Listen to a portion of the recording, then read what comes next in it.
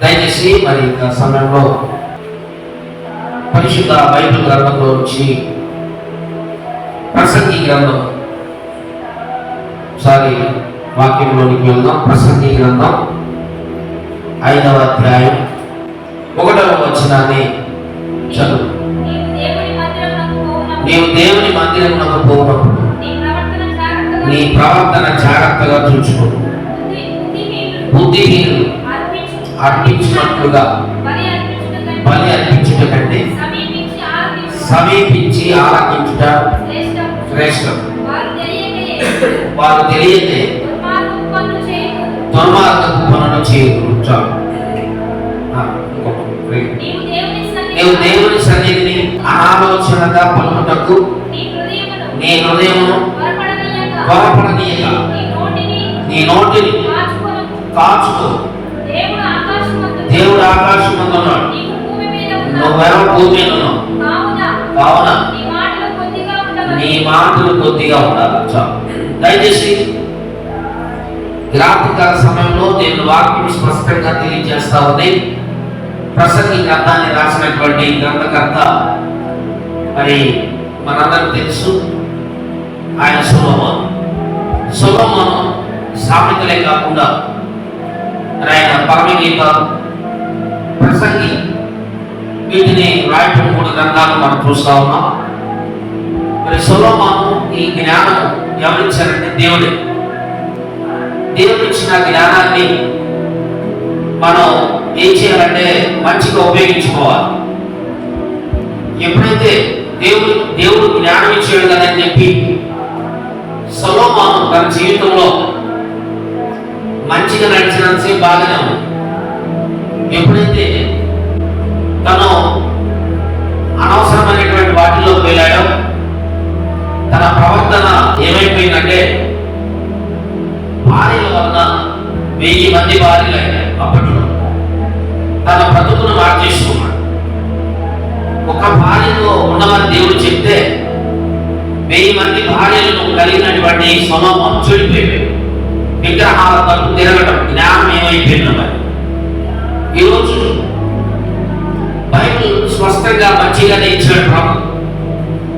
మనం బైబిల్ ప్రకారంగా ఎవరైతే నడుస్తారో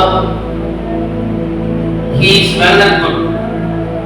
ఎందుకంటే ఒకవేళ according to Bible, not what the Bible, ఎందుకంటే బైబిల్ బట్టి కాకుండా యాజ్ పర్ ద బైబిల్, ఎందుకంటే బైబిల్ బట్టి కాకుండా మనం ఒకవేళ మన ఇష్టం వచ్చినట్టుగా మనం నడిస్తే ప్రవర్తన సరిగా ఉండదు.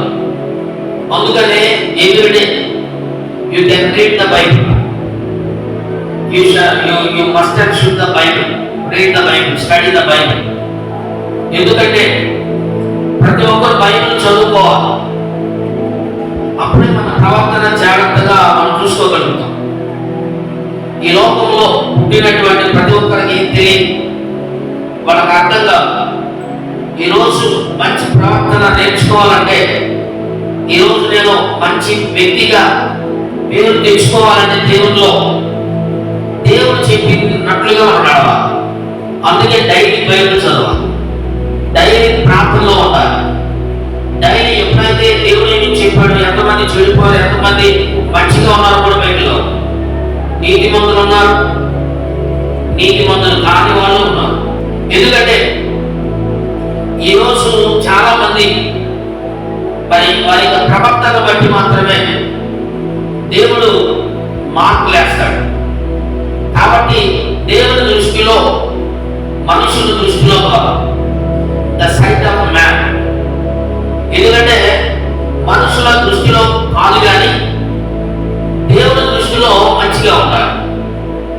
ఎందుకంటే we are all should in the sight of God, should be in the sight of God.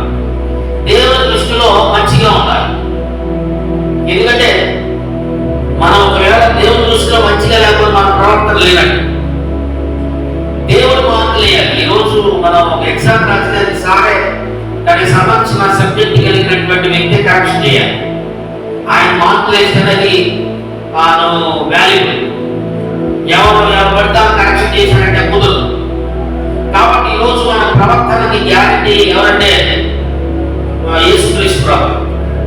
మనల్ని ఆయన పరలోకం నుండి చూస్తా ఉన్నాడు, మన భూమి మీద ఉన్నాం.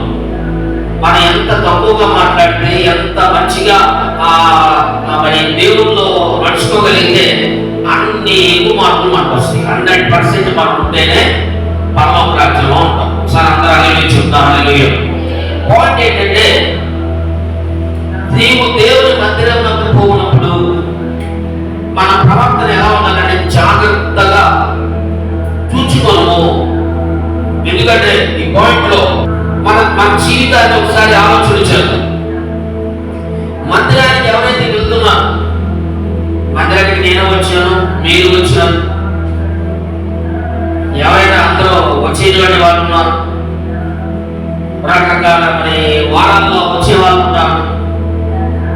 కాబట్టి ఎప్పుడు వచ్చినా కానీ నువ్వు దేవుని మందిరంలోకి పోయేటప్పుడు నీ ప్రవర్తన, నీ నడవడిక, నీ విధానం, నీ మైండ్, నీ యాటిట్యూడ్, నీకున్నటువంటి ప్రతి ఆలోచన శైలి ఏ విధంగా ఉంది అనేటువంటిది నువ్వు పరీక్షించుకోవాలి. ఎందుకంటే ఎందుకంటే ప్రతి వ్యక్తి కూడా దాన్ని ఆలోచించుకోవాలి, పరిగణలోకి తీసుకోవాలి. అప్పుడు అలా చేయగలిగితేనే మన ప్రవర్తన ఒకవేళ సరిగా లేకపోతే రిజెక్ట్ అయిపోతుంది. ఒకసారి బైబిల్ మనకి ఏమని తెలియజేస్తాం, కానీ కొన్ని విషయాలు మీ ముందుకి తీసుకుని వస్తున్నాను. బైబిల్లో కొన్ని విషయాలు కాకుండా లోక రీత్యా చాలా మంది ఏ విధంగా ఉంటారు, మందిరానికి వెళ్ళేటప్పుడు మాత్రమే కాదు, కానీ దేవుని మందిరానికి వెళ్ళినప్పుడే కాదు, అన్ని సందర్భాల్లో నీ ప్రవర్తన జాగ్రత్తగా చూసుకోవాలి. చాలా మంది మందిరంలోకి వచ్చిన సేమ్ బాగానే ఉంటారు. రెండో పాయింట్, కొంతమంది నత్తిగా ప్రవర్తిస్తారు. చాలా మంది నేను గమనించాను. మందిరంలోకి వచ్చినప్పుడు బాగానే ఉంటారు, మందిరం అయిపోయిన తర్వాత వాళ్ళ పరిస్థితిని చూస్తే వెనకాల ఇంటికి వెళ్ళగలి